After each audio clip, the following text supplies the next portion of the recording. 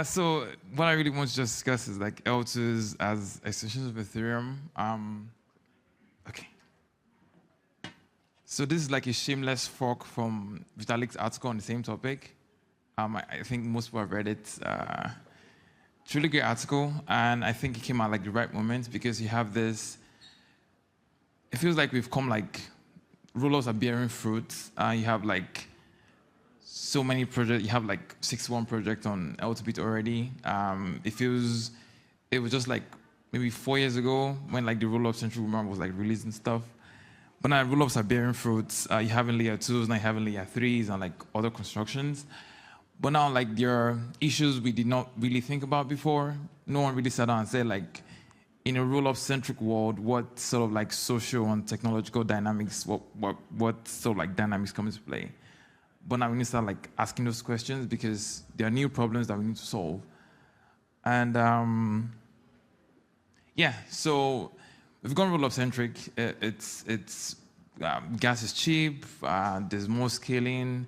We don't have to like compromise base layer, censorship resistance or like distribution or anything like that. But there are criticisms, there are flaws, there are weaknesses. And some of those criticisms are that you have many roll-ups, you fragment the narrative, and you leave users confused. You have some roll-ups trying to be cypherpunk, you have some roll-ups trying to be institutional friendly. Like there's so many talking points coming out, and it leaves like people confused. In contrast, you see something like Solana, for example, is just fast and cheap. And people are like, hey, that's simple, I should do that. You have roll-ups making different technical trade-offs. So you have like validiums, you have optimiums, you have some weird constructions, you have sovereign roll-ups now and stuff, you have base roll-ups. And all of that really confuses people, and it feels like Ethereum as a whole is weakened by having so many roll-ups because now Ethereum doesn't feel like as cohesive as it did before. Those are like some of the criticisms. And the issue is like roll-ups are like startups. They need to differentiate. It's a positive sum game. I wish more people treat it as a positive sum game, but it's still sort of like PvP in a sense. And that's why you have like each person trying to like differentiate and say, hey, I'm different. I'm doing something different and stuff. And yeah, so this is some of how that differentiation plays out. You have ZK saying doing like horizontal scaling. You have Mega 8th doing like vertical scaling. And these are like two ends of the spectrum. You also have like cultural distinctions. You have ZK saying something like we want to be cypherpunk and user friendly. You have other chains like Metal. I don't know like if anyone knows Metal, but it's saying like we want to do something around like regulatory compliance and finance. There's another one doing something on like real world assets. So like many roll-ups are trying to like differentiate across technological and cultural spectrums. And that means many talking points. Many talking points. What is Ethereum in 2024? Is Ethereum RW? Is it cypherpunk? There is no single narrative that's come out of the Ethereum ecosystem, and it feels like that's like a weakness. And what we've tried to do is try to frame, so Ethereum is no longer one chain, it's no longer one L1, so you cannot like, if you compare it to like BTC or Solana or like Avalanche, it's an apples to oranges comparison because now Ethereum is its roll-ups, and that's what we've tried to like do so far. We do all L2s are Ethereum, optimism Ethereum, base is Ethereum. And this is largely true because like L2s have like strong tech and cultural ties. But the problem is roll-ups in a sense are not yet Ethereum yet because like you have like these trust assumptions. They're not really extensions at the moment. And also roll-ups themselves are saying, no, we are changing our own rights. And it kind of like leaves even me myself like, how can I say like base is Ethereum if like the sequence is not like, it's just very weird position for us right now. And what we've done so far hasn't been really effective. I communicate to both users and developers that if you're using a roll-up, you're using Ethereum as well. So what can we do better? And so open questions is that like, should roll-ups be independent culturally or should they be subsumed into the larger Ethereum culture? should rollups be independent technologically, or should they be tightly integrated with the larger Ethereum protocol and trade off innovation for alignment? Should rollups extend Ethereum culturally, technologically, or should they be treated as standalone chains? Because a lot of times on Twitter, you have this idea of like, why won't Arbitrum just fork away and become an L1? And those questions are becoming, they're coming more frequently because now the Ethereum culture itself the social layer is very fragmented. So like, it doesn't feel like there's an Ethereum social layer anymore. Now it's like an Arbitrum social layer, an Optimism social layer and stuff. But my idea is the original rollup vision was supposed to be rollups should be extensions of Ethereum. I think the vision is for rollups and Ethereum should have like this mutually beneficial relationship. Because the truth is, if you're launching a rollup today, it costs less for you to launch a rollup than for you to launch an L1. So there's no free launch. And you're getting that, and like that means you also have to like pay forward or pay back or something like that.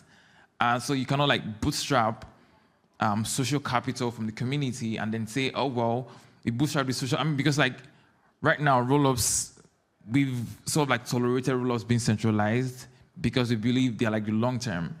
So you cannot get all of that social capital and then say, hey, you know what? I'm just going to like fuck away and become my L1. It doesn't make sense and stuff. So I feel like the end game should be rollups and Ethereum have like a mutually beneficial relationship. Paying security fees is not tax.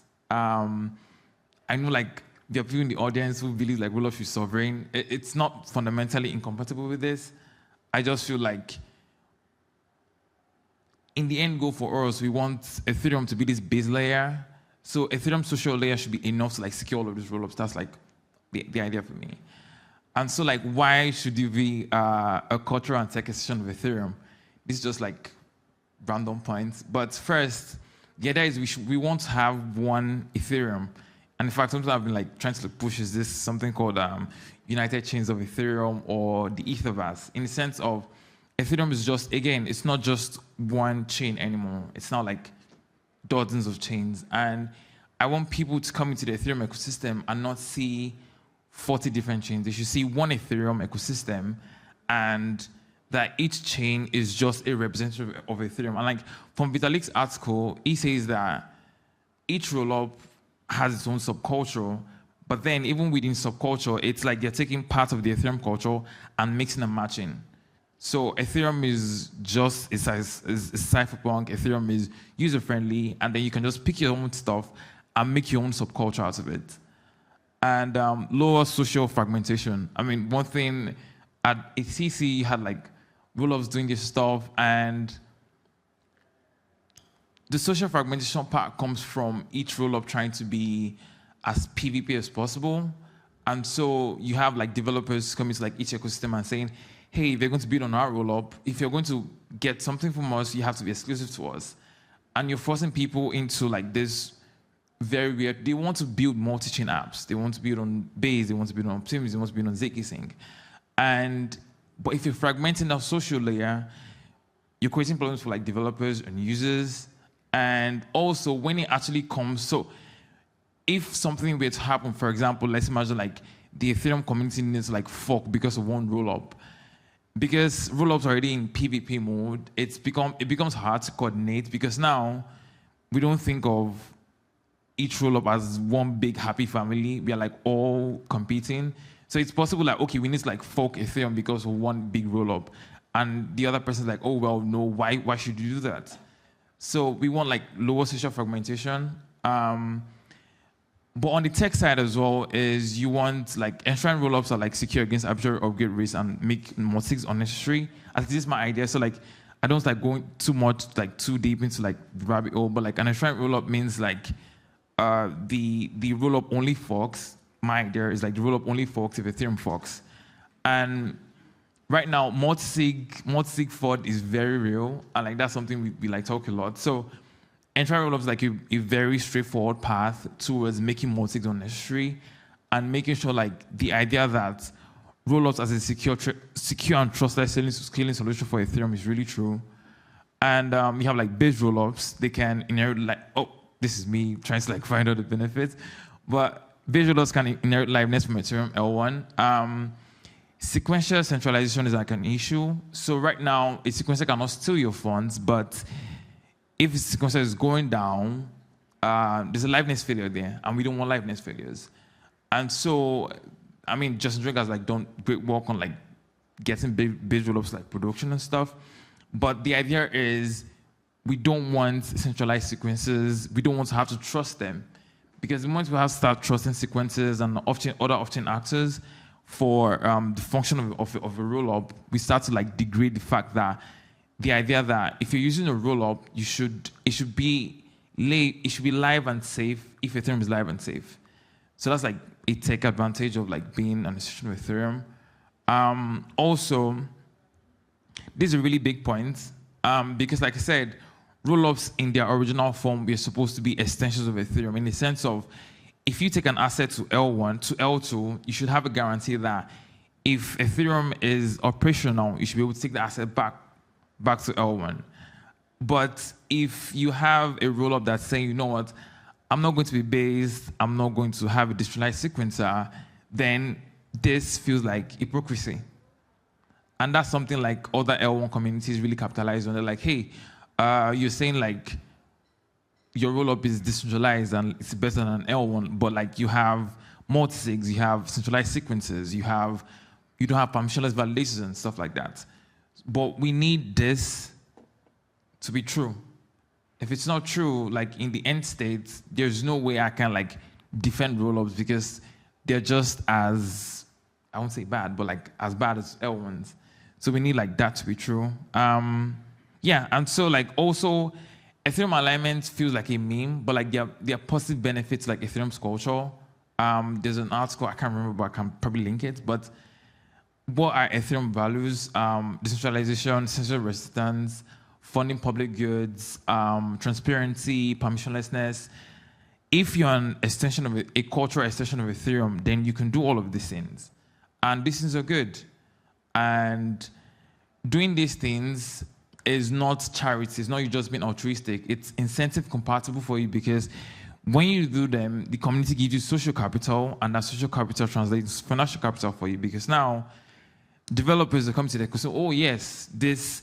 It's not like people are going to like give you a rubber stamp and say this is the community approved L2, but then we can encourage people and say, you know what, use this L2 because we care about decentralization. This roll-up cares about decentralization. Use this one. So you displaying Ethereum values and you supporting Ethereum values is also a net benefit to you. And it's also a net benefit to Ethereum. So like there's this idea of it being a mutually beneficial relationship. So you have a protocol guild. L2s should be funding the protocol guild because now you're relying on L1 infrastructure. It should not just be the EF. I mean, if it's like a quarter of like your sequencer earnings and you redirect that back into like the protocol guild and fund layer 1 R&D, helps you because if the layer 1 stops working, your L2 stops working. And like, in a sense, we want to like avoid that coordination failure that comes from you extracting and you extracting and not putting stuff back into the system. So the idea is to make this a regenerative ecosystem for everyone. And time's almost, but you have like, so this is like from Vitalik's article, you have challenges, echo chambers, you have like monocultures, and you have like this particular idea of like the wrong vectors for competition is very important because now you have like roll-ups, do very PvP stuff, compete for the same developers and users. I feel like we should not be doing that. Let's grow the pie. Get more into the ecosystem, not trying to like get the same airdrop farmers and the same mercenary devs. There's like crypto is like at like I think like maybe 5% of the world right now.